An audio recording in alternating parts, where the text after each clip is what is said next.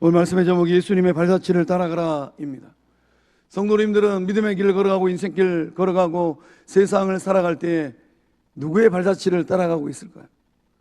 여러분이 걸어간 그 인생의 족족들을 누가 또 따라오고 있을까요? 이런 걸 생각하면 참 많이 두려운 것 같습니다. 예수님이 이 땅에 오셔서 33년의 삶을 살아내셨습니다.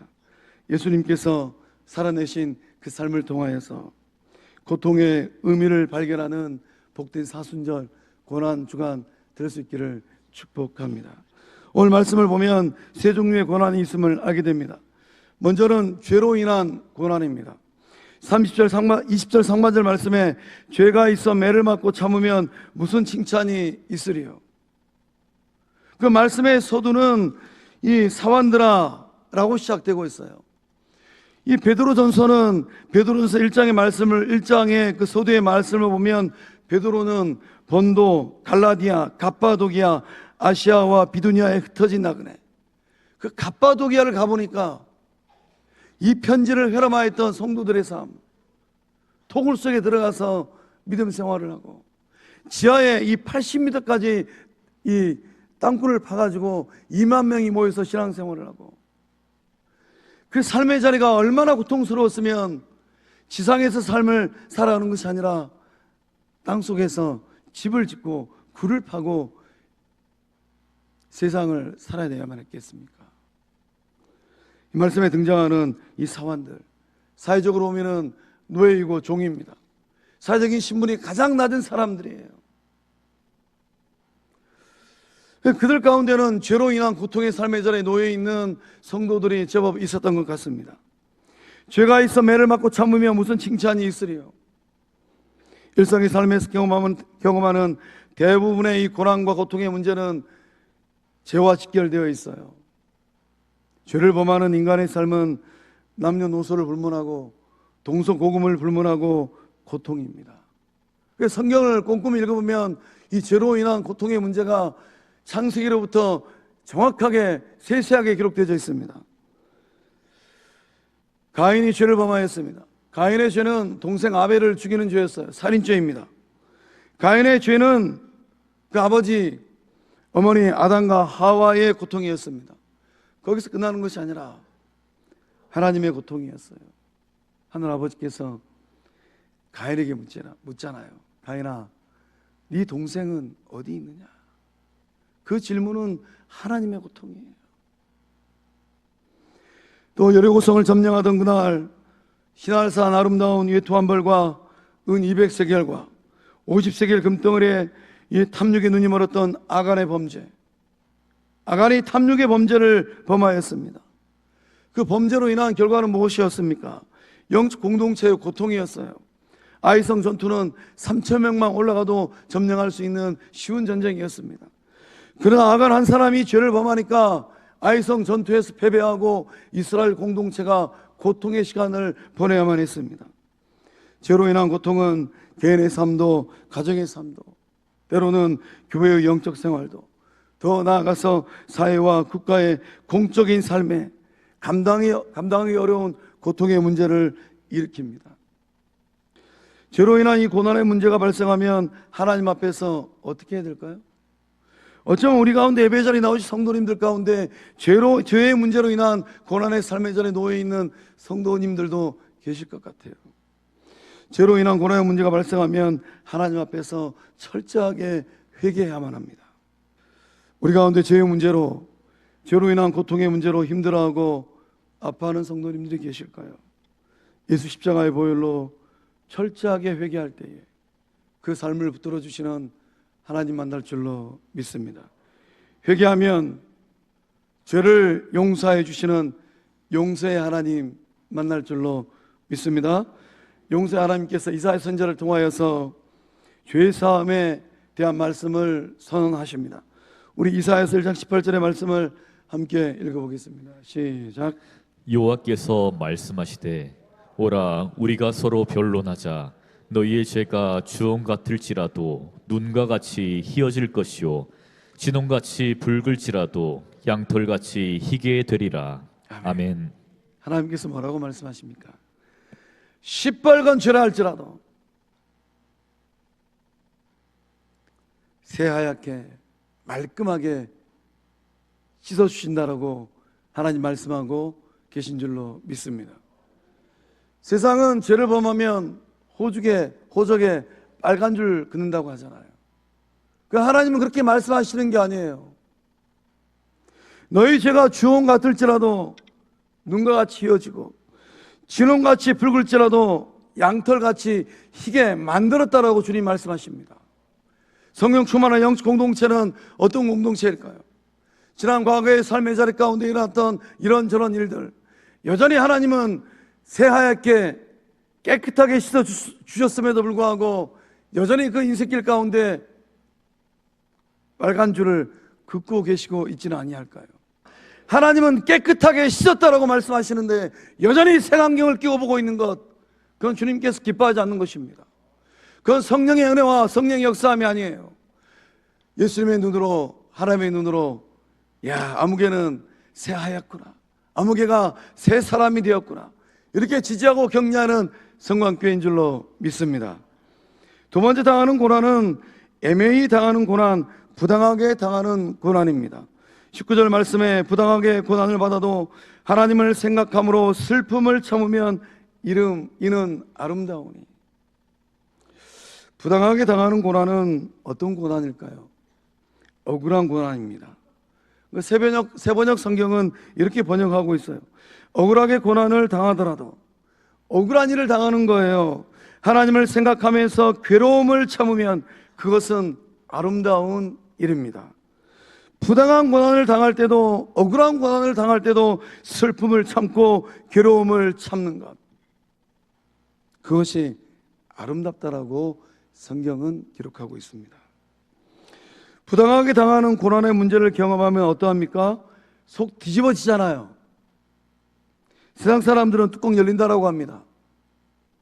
부당한 대우는 그 당하는 그 삶을 짠하게 만들고 불쌍하게 만들고 처량하게 만들어요. 나에게 능력이 없어서, 내가 잘난 게 없어서 이런 부당한 일을 당하고도 내가 말 한마디 못하고 있구나, 그런 생각을 할 때 그 삶이 처량해지잖아요. 그러면은 밀물 밀려오듯 슬픔이 훅 하고 밀려옵니다. 하루하루가 심적으로 괴로워요. 이렇게 당하면서 세상을 살아야 하나 하는 좌괴감까지도 듭니다. 오늘 시대의 고통이고 아픔이고 눈물이지 않을까요? 억울한 일을, 또 부당한 일을 당할 때에 그 삶의 자리에서는 어떠한 일들이 일어나겠습니까? 이러한 일들은 사적인 관계 속에서도 얼마든지 일어납니다. 가정에서도 일어나고 일터에서도 일어나고 심지어 영적 공동체 안에서, 교회 안에서도 일어나요. 이것이 고통인 것이죠. 이러한 일들을 당하면 넋두리를 하게 되죠. 억울해서 못 살겠네.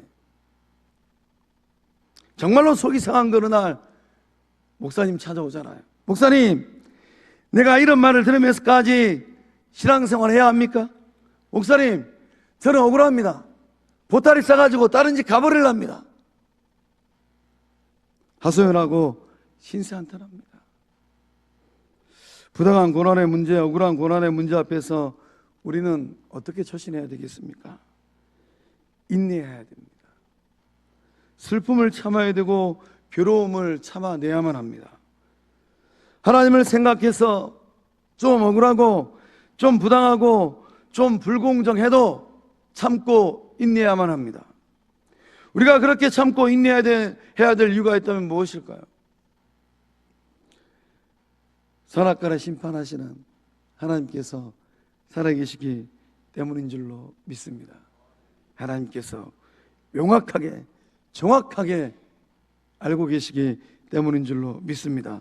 살아계신 하나님은 공의와 정의의 하나님이에요. 시간이 조금만 지나면 하나님께서 선악과를 심판하십니다. 100년도 못 사는 우리의 인생길에서는 시간이 참 더디게 가는 것 같아요. 그러나 영원한 하나님의 입장에서는 그 시간이 경각입니다. 아주 짧은 시간이에요. 하나님은 무능한 하나님이 아닙니다. 하나님은 넉넉고 보고만 계시지 않아요. 하나님은 하나님의 때가 되면 그 선과 악 사이에서 심판하실 줄로 믿습니다. 우리의 역사길 가운데 우리의 삶의 자리에서 그 하나님을 보고 있잖아요. 전도자는 전도서 12장 14절의 말씀을 통하여서 심판하시는 하나님을 이렇게 고백을 합니다. 두려운 마음으로 함께 읽어보겠습니다. 하나님은 모든 행위와 모든 은밀한 일을 선악간에 심판하시리라. 살아계신 하나님께서 모든 행위와 모든 은밀한 일이랍니다. 앞에 있는 최 목사는 잘 모를 수도 있어요. 벽 뒤에서 일어나고 있는 일들, 다른 공간에서 일어나고 있는 일들, 다른 시간대에서 일어나고 있는 일들, 주고받고 있는 말들, 그 하나님께서 들으시고 보시고 선악간에 심판하신다라는 거예요. 이것이 두려움이지 않을까요? 우리 가운데 사적인 삶의 자리에서 또는 가정과 일터와 영적 공동체에서 부당하게 당하는 이 고난의 문제, 그러한 문제로 힘들어하고 계시는 분들이 있다면 하나님을 생각해서 인내하고 괴로움과 슬픔을 참아낼 때에 따뜻한 인생의 봄날을 맞이하는 복된 삶들 다 되실 줄로 믿습니다. 때가 되면 하나님께서 선악간에 다 심판하십니다. 시퍼렇게 살아계신 하나님께서 정리할 것은 정리하시고 벌하실 것은 벌하실 줄로 믿습니다. 세 번째 당하는 고난은 선을 행함으로 당하는 고난이에요. 20절 하반절 말씀에 기록되기를 그러나 선을 행함으로 고난을 받고 참으면 이는 하나님 앞에서 아름다우니라. 선을 행하다 당하는 고난은 아름다운 고난입니다. 이런 고난을 당할 때 세상 사람들은 바보 같다, 어리석다라고 표현해요. 세상 사람들은 이보게 처세술을 그렇게 못하는가 이렇게 평가하기도 합니다. 그러나 하나님 보시기에는 아름답다, 잘했다라고 평가하시고 말씀하신다라는 겁니다. 세상을 살아가면서 누군가에게 사랑을 베풀고 선을 베풀었습니다. 먹을 양식을 나누어주고 내 호주머니 털어서 옷을 사서 입혀주고 그러한 선한 일들을 했다라는 거예요. 그런데 어떤 일들로 인하여서 내게 돌아오는 것은 배신과 오해와 부당함과 거친 말들이었어요. 선을 행하면서 당하는 이 고난은 자진해서 당하는 고난입니다. 어리석은 고난이 아니라는 거예요. 예수님께서 산상수훈의 말씀을 통하여서 의를 위하여 박해를 받는 자는 복이 있다라고 말씀하셨습니다. 의를 위하여 박해를 받는 자, 그것이 바로 선을 행함으로 당하는 고난입니다. 어떤 복이 임하겠습니까? 주님 말씀하시기를 천국을 상속받고 천국을 소유하고 천국을 만드는 복을 받는다라고 말씀하셨습니다. 세상에서는 절대로 일어날 수 없는 일입니다.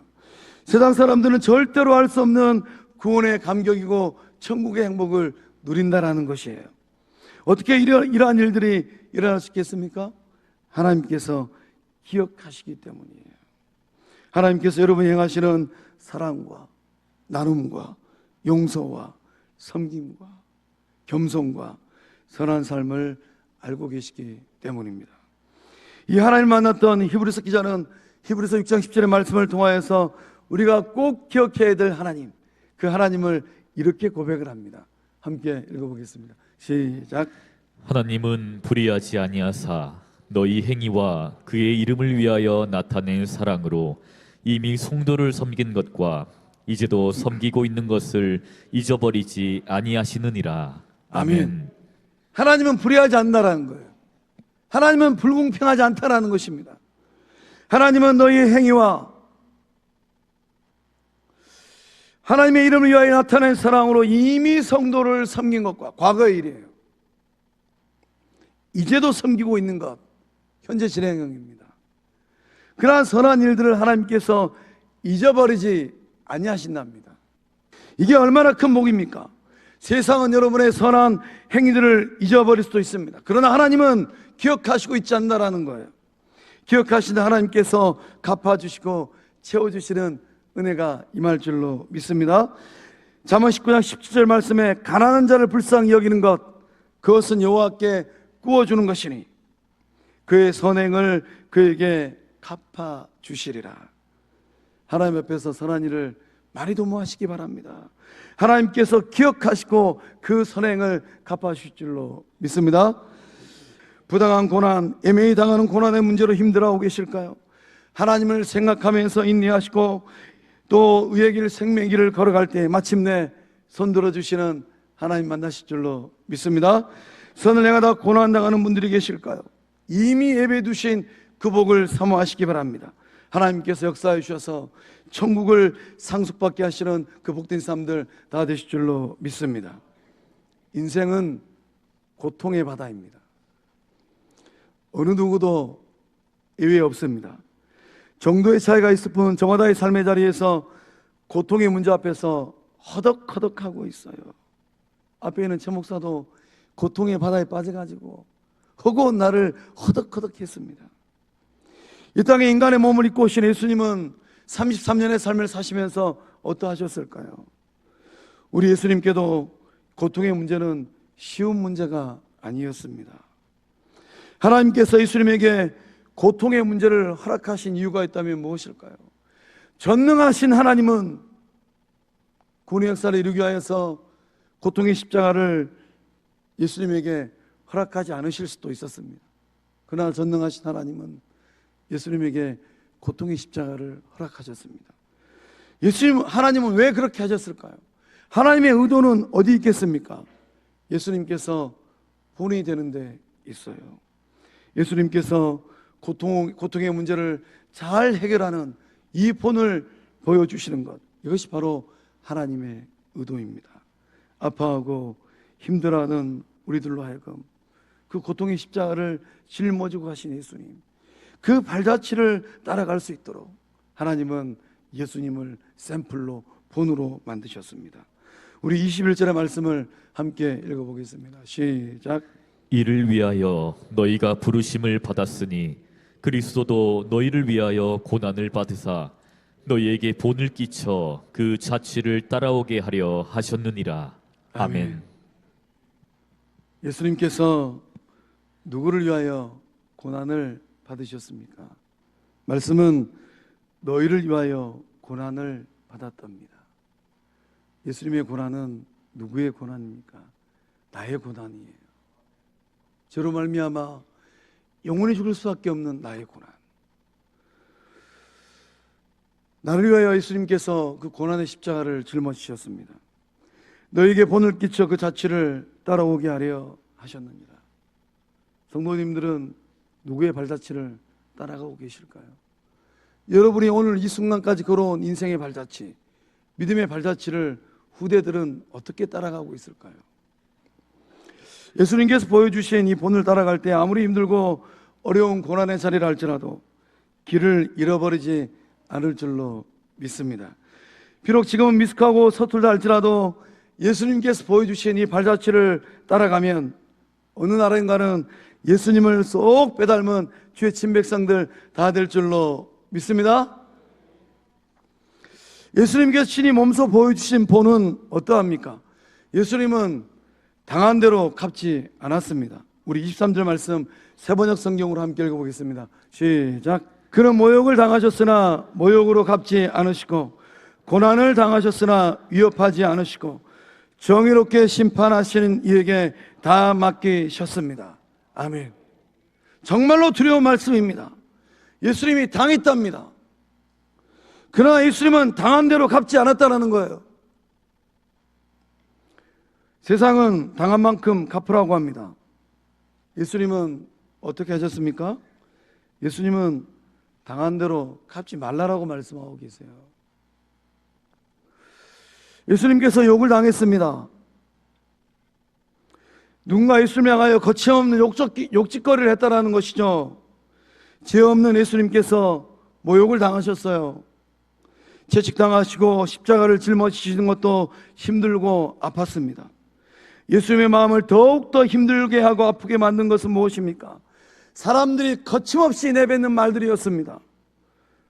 좋았을 때는 예수님을 통하여 은혜를 받은 그 순간에는 오병이 역사를 경험하고 치료를 받고 말씀의 은혜를 받았던 그 무리들, 호산나 다윗의 이름으로 오실 이여 소리 높여 환호하고 찬양하였던 사람들, 이제는 돌변화해서 무리들이 모욕하고 예수님에게 욕짓거리를 내뱉었습니다. 예수님은 맞대어 욕하지 않으셨다라는 거예요. 세상 사람들은 흔히 이런 상황이 되면 두고 보자 합니다. 두고 보자. 무슨 의미입니까? 언젠가 힘이 생긴 그날 그 어느 날 반드시 보복하겠다라는 거예요. 비록 지금은 힘이 없어서 어떻게 해보지는 못하지만은 힘이 생긴 그 어느 날 당한 대로 되돌려 주겠다는 의미이죠. 되로 받은 거 말로 갚겠다는 의미입니다. 예수님은 그렇게 하지 않으셨습니다. 그는 모욕을 당하셨으나 모욕으로 갚지 않으시고, 고난을 당하셨으나 위협하지 않으시고, 예수님께서 십자가 위에서 뭐라고 하셨습니까? 예수님은 두고 보자 하지 않으셨어요. 예수님께서 그렇게 하셨다면 그 예수님을 믿고 따라가는 오늘을 살고 있는 우리들은 정말로 불쌍한 사람들입니다. 그런 예수님의 뒤를 따라가는 우리의 인생은 세상 사람들과 별반 다르지 않을 것 같아요. 어쩌면 매일 저녁 뉴스거리로 오르락내리락 할 것입니다. 예수님께서는 무엇이라고 말씀하셨습니까? 예수님은 용서의 고백을 하셨습니다. 아버지, 저들의 죄를 사하여 주옵소서. 자기들이 하는 일을 알지 못합니다. 예수님은 구원을 선언하셨습니다. 오늘 내가 나와 함께 낙원에 있으리라. 예수님은 모욕을 당하시는 그 순간에도 모든 것을 하나님 하늘 아버지 손에 의탁하시고 부탁하셨어요. 죄가 없으신 예수님께서 인생 밑바닥에 고통을 당하실 때 예수님은 욕하지 않으셨고 위협하지도 않으셨습니다. 오직 하나님께 의탁하고 맡겼습니다. 예수님께서 이렇게 하신 이유가 있다면 무엇일까요? 죄로 영원히 죽을 저와 여러분을 살리기 위함입니다. 저와 여러분의 죄를 짊어지기 위함이에요. 우리 24절의 말씀 예수님의 심정으로 함께 읽어보겠습니다. 시작. 친히 나무에 달려 그 몸으로 우리 죄를 담당하셨으니 이는 우리로 죄에 대하여 죽고 의에 대하여 살게 하려 하심이라. 그가 채찍에 맞음으로 너희는 나음을 얻었나니. 아멘. 예수님께서 친히 나무에 달리셨답니다. 그 몸으로 우리의 죄를 담당하셨답니다. 한번 받아보십시오. 그렇게 말하는지 안 하는지. 이는 우리로 죄에 대하여 죽고 의에 대하여 살게 하려 하심이라. 예수님의 죽으심으로 말미암아 오늘 살고 있는 우리들은 죄에 대하여 죽고 의에 대하여 살아난 줄로 믿습니다. 그가 채찍에 맞음으로 너희는 나음을 얻었느니라. 자존심 좀 상하셨어요? 억울한 일, 애매한 일, 부당한 일 좀 당하셨어요? 밤잠을 설치는 그러한 일들을 좀 당하셨습니까? 내가 선한 일을 행하였음에도 불구하고 배신하고 뒤돌아서서 이런저런 말을 하는 말들 때문에 힘들어하고 아파하셨을까요? 그런 삶의 자리에 놓이다 하더라도 채찍 맞으신 예수님께서 그 마음과 삶을 만져주실 때에 나음의 역사, 치유의 역사, 치료의 역사함이 일어날 줄로 믿습니다. 사랑하는 성광의 성도 여러분, 사순절입니다.